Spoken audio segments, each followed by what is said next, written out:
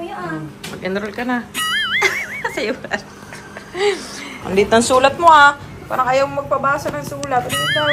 Hindi na naman magsulat sa akin na masyado. maliit.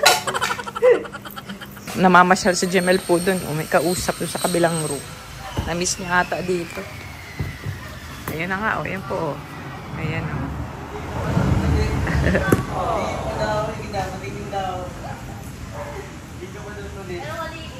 Ina-expect mo ngayong pasukan?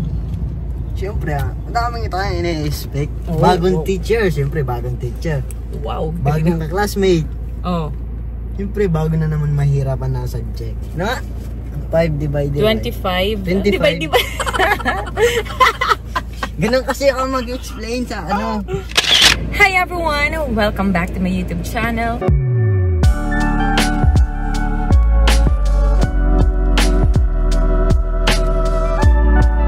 And welcome din po sa mga bago po sa aking channel.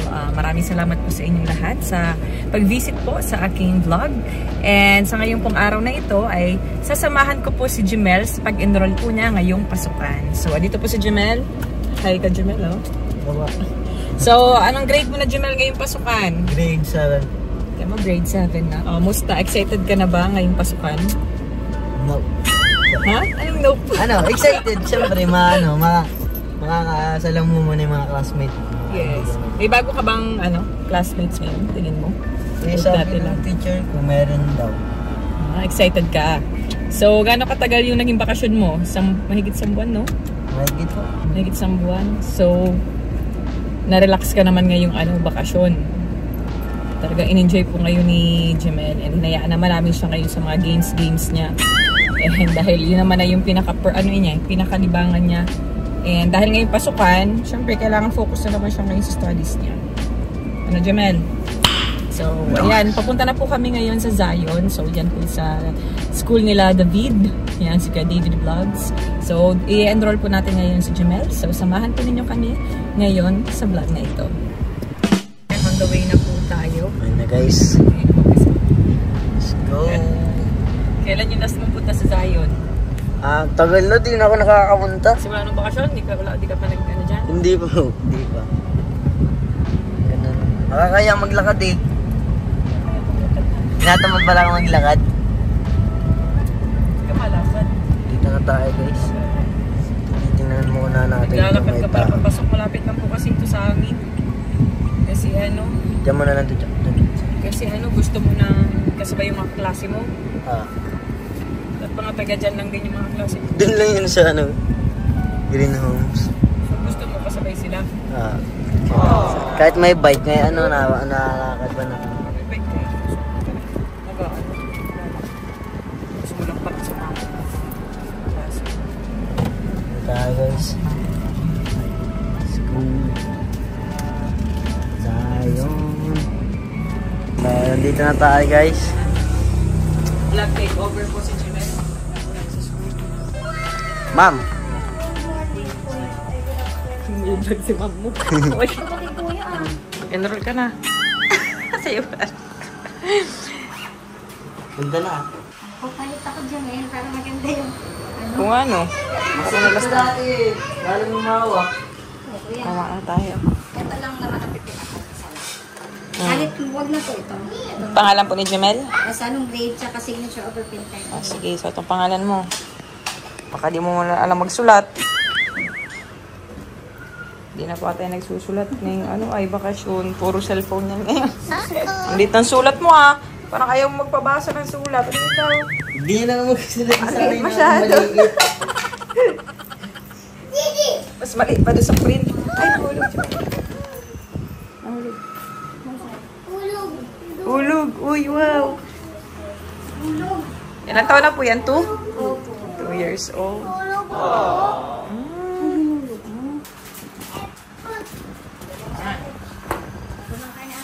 Guys. Nawisan ako. Nalagyan ako. Ang cute mo naman. Ganyan na rin si Rabay paglaki. Malikot na din. Nag-explore si Jemel. Namiss dito. So, ayan po. Tapos na mag-enroll si Jemel. Nice. Mukhang namamasyal si Jemel po dun. May kausap doon sa kabilang room. Namiss niya ata dito. Yan na nga, yan po. Ayan o.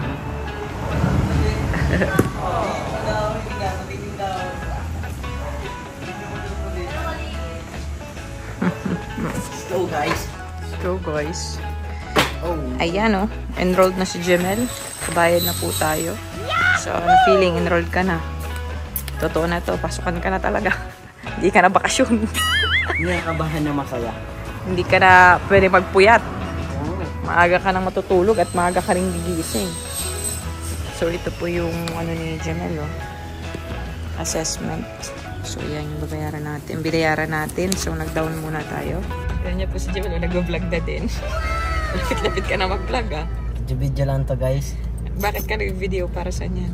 Wala, isasend ko sa klase ko kasi nag-uusap-usap kami kanina, may GC kami. Oh, ano pinag-uusapan niyo? Sabi ko, mapunta kami sa school ma-enroll. Yung isa kong kaklase, nasa Naga pa daw, bubiyahe. Oo. Dating daw nila mamaya. Pero naka-enroll na rin.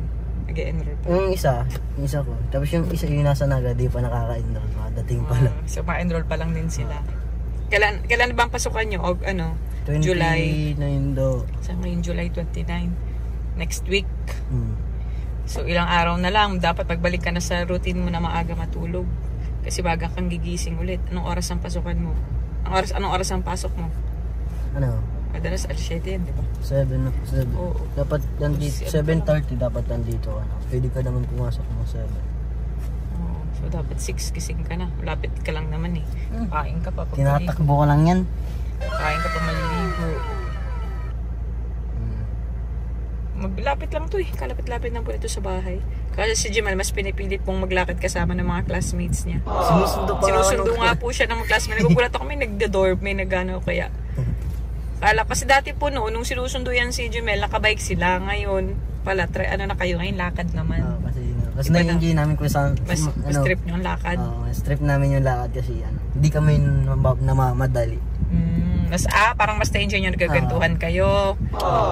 Sabagay, I feel you. Ganyan kami nung friends ko nung high school. Tapos pipili namin maglakad pa uwi. Kasi ang bilis ng oras pa uwi kapag nag-service. So, ayan, tapos na po kami mag-enroll ni Jemel. Ay, tapos ko na pong i-enroll si Jemel. Nag-enroll din ako. So, ayan, pabalik na po kami ng bahay. Susunduin ko lang po si Larabay at sa Ate Nelia kasi pupunta po kami kina Mami at Daddy. And to spend the afternoon po kasama doon sila ate. Pupunta rin po doon sila ate na umuwi from Qatar. Ayan, so, ayan, enjoying lang po namin yung family bonding ngayong hapon. So, ayan, Jemel, anong ina-expect mo ngayong pasukan? Siyempre, ang daming ito yung ina-expect. Bagong teacher, siyempre, bagong teacher. Wow. Bagong classmate. Oh. Siyempre, bago na naman mahirapan na subject. Yeah. Pero, pag may mahirap, nakukuha mo naman. Nag-tutor naman sa di ba? Kapag ano. Dati po, naalala niyo ako nag-tutor kay Jemel. Nagkamali pa tayo, balik tayo sa una ay. Yes, pero ngayon may tutor na rin po kasi si Jemel. Isa sa mga teachers niya here in Zion. Kaya mas mabilis na rin ang pick up ni Jemel. Kaya mas marami na siya natututunan. So far, marami ka naman ang alam. At marami ka pang malalaman. Tututunan. Tsaka magagaling dyan magturo ang mga teacher. Lalo ng teacher namin sa grade 6. Papagsabay niya yung grade 5 tapos grade 6. Nakukuha mo naman. So, nadadalian kasi siyempre yung magaling mag-explain yung teacher namin kaya mas madali ko nakukuha yung nasa subject namin. Tama yan. Kaya nga matataas ang mark niya ni Jemel eh. No? Pero minsan nagtatanong din ako sa mga classmates ko. Hindi yung puro kayo tsaka walang masamang magtanong. Mas kailangan nga nagtatanong kasi para nalalaman mo kung paano yung ganito, ganyan. Para tututo ka. Tinan mo, ngayon mabilis na yan matanongin. 5 times 3. 5 times 3, 15. 5 times 5. 5 times 25. 4 times 4. 4 times 4, 8. Siyempre 14. Sige. No? Joke lang. Ano? 4 times 4. Diba 4 na 4? 4, 8, 12. Ano? 16. Puntik ka na dun ha? Hindi. Ano yun? Sa kami kasi 3 times 4. 3 times 4. Pabawasan mo lang ng ng 4 yung 16. Ilan na yun? Ilan? 12. Wow! 8 times 4. 8 times 4. Parang malaki-laki yan ah. Yes. Kaya 8. mo yan. 8 times. Grade 7 ka na, kaya mo na yan. 8 times. Dito kasi ako nag-ano eh. Oo, tama yan. Sige Sa lang. kamay. Kaya minsan nababagalan ako. Okay lang yan. 8 times 4. 2 times 8. 16. Plus 8. 24. Plus 24. Ayun, 32. Yan, very good. Aba. Division, alam mo na, no? 25 divided by 5. 25 divided by 5. Divided by... Divided. Divide. Divided. Huh? Divided by... Divided by... Yan. No? 5 divided 25. 25. Divide. Ganun kasi ako mag-explain sa ano. Hindi. Ganito ka ang tamang pagbasa. Divided Divided by. by. Yan. Ulitin mo. Divided by. Yan. Divided by. Sige, isa pa. Ano? Ano yung ano? Ulitin mo. Sabihin. Divided by. Divided by. Divided. Hindi divide. Divided by. Divided by. Yan. Isa pa. Ulit. Ano? Divided by. Oh, yan. 25 divided by 5. 5. Oh, ilan yun? Ilan ang ano? Ibig sabihin ng divide. Ilan 5 ang meron sa 25. Siyempre, 5. Oh, nice one. 36 divided by 6. 36 divided by 6. Ilan yun? 6. 6, 12. Kaya mo yan. 24. Sa 24, makakakuha ka ng 4 na 6. 4 na 6. Plus ano pa, yung... Siyempre, 6. Ah, nice one. Galing mo dyan. Pag kaya ko na yung ano, kinukompute ko na sa utak ko, hindi na ako nagko-compute dito. Oh, magaling. Nice. Ano tawag sa method na yan? Ano? Ano nga? Nalilimutan ko, makakalimutan ako eh.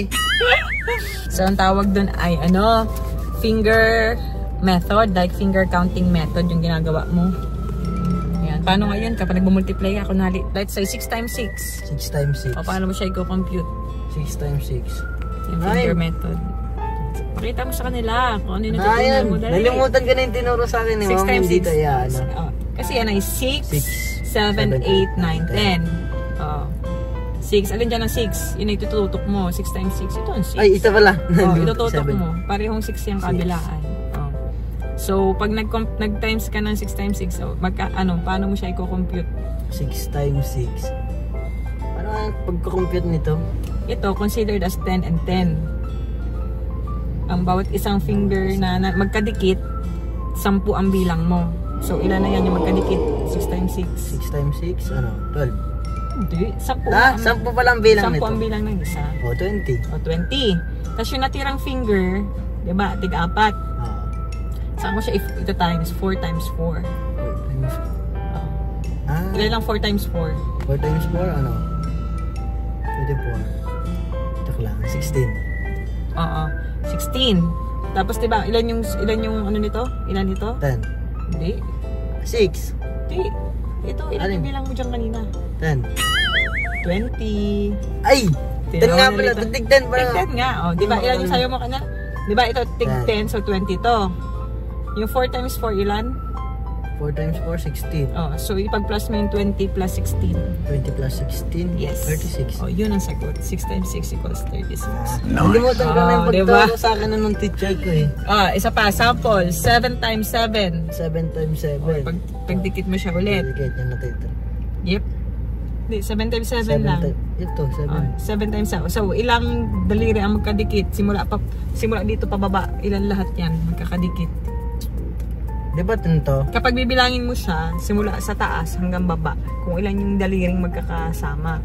So, simula dito sa 7 times 7, di ba 4 na daliri na yung magkakasama. Simula sa taas na magkadikit hanggang bababa. So, ilan na yan? Bilangin mo yan. Ilang daliri yan? 4. 4. So, ilan yan? 40. 40. Yung natitirang daliri ilan? Tig-3. Yes. Bibilangin mo siya ng parang tig-iisa, di ba? Tig-iisa mo siya bibilangin. So, ilang daliri na iwan sa taas? Dito sa kaliwa, ilang daliri na iwan sa taas? 3. 3. Sa kabila, ilan? 3. So, 3 times 3. 3 times 3. 12. times 3? 9. So, ilan nga ito? Itong mga daliri mo nakadikit simula sa baba. 40. Ay, pababa. 40. Plus 9. 9. Ilan? 48. 40 plus 9? Ay, 49 pa lang. Oh, 49. Yun ang sagot sa 7 times 7. Oh, gets mo. Lito. Ano kasi si Jemel po, medyo Isa yung ginagamit. mabilis Madalas kasi. malito. Pero, naiintindihan niya, medyo na-ano lang siya, na-overwhelm. Pero kaya mo yan, madali lang yan. Pag nagano ko dito, natingin lang ako sa Madali lang yung method na yan. Ini-imagine ko na dalawa yung kamay ko, nakaganyan sa kamay. Parang hindi ka malito. Practice mo siya ng ano, manu-mano hanggang sa tawag dito, masanay ka na or ma-master mo na siya. Kahit imagination mo na lang, kaya mo na siya. Kahit hindi mo na ganyan yung kamay mo. Kahit sa isip mo na lang, kaya mo na siya. Diba? Pag hindi ko na kaya dito, nilalagay ko na sa isip. Oh, for example, pag sinabing 10 times 10.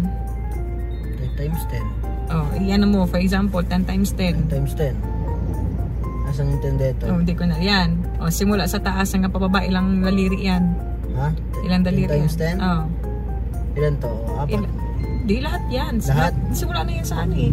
Simula na lahat na yan eh. 10 times 10 eh. So, simula sa pababa. Ano Ilang yan? daliri yan lahat. So, 10 yan. Oh. 100. Oh. O, yun ang sagot. 10 times 10, 100. May method pa dyan na madali. Ituturo din yan sa inyo. Mas madali. Kahit hindi ka na mag-finger method. No. Pero at least alam mo na pala yan. Ituro na yan sa inyo. Natutunan ko na to nung grade 2 ako. Kaso nga, nagka-COVID-19. Hindi ko na naintindihan ng puro laro na lang ako. Ayan. Puro laro ay. Pag ganyang medyo may nalilito kang practicein mo siya. Lagi yan saan. Kaya minsan naaalala ko din kasi nalabas sa TikTok ko. Isa pa. Nagtanong ka na, di ba? Nag-multiplication ka na, division. Madali ang plus and minus. Sa minus, na nahihirapan ka pa? Hindi naman 30 minus 9. 30 minus 9, 21. Panis. 14 minus 3. 14 minus 3. Taglipad. 14 minus 3. 14 minus 3, 11. Nice. 18 minus 8. 18 minus 8, 10. Yeah, mabilis ka sa reduction mabilis ka sa subtraction. Ayan. Ito na lang, isa pa. Practice isa na lang dyan sa finger method. 9 times 7. 9 times 7? Naiintindihan mo talaga. Ito. Ito ba? Ito yung 7. So, ilang daliri lahat yan simula sa nakadikit baba. sa pababa. Dito, ano lang to? 20. Ito, kabila. 20. Ilan to? 4. 6. Ilan lahat yan? 60. 60. Hinatirang daliri, ilan na lang? Sa kabilang side, 3. Kabilang side. 3 times 3 times 1? 2 times mo yung 3 sa 1. Ilan lang? 3 lang. 3. So, ilan na lahat? Ilan na lahat? Yung pig-add mo, ilan yan? In-add mo sa baba. Ilan yan? Diba? 62. Plus. Plus 3. Ilan? 63. Yun ang sagot sa 9 times 7. Nice. Ay, nalilito talaga. Kaya mo yan. Nabilis ako kasi nalilito lang ako. Kung ano yun nasa kabilang kamay mo at nasa kabilang kamay, yun ang imumultiply mo kung ano yung natira sa pataas. Tapos kung ano yung nakadikit, nagsimula pababa, yun yung tigsa 10 ang bilang ng daliri. Gets? Gets mo? Gihingi. Jemel, bigyan mo, dali. Wala nga akong pera. Wala nga akong dalang pera. Bigyan mo si Kuya, gihingi. Lagay nandito sa school Kilala mo na yan? Ha? Si Kuya. Inaasar namin yan. Bigyan mo at si Kuya, bigyan ang gihingi. Hello! Hello! Inaasar namin yan. Minsan. Ayan po, pabalik na po kami. Susundin na namin sila, baby.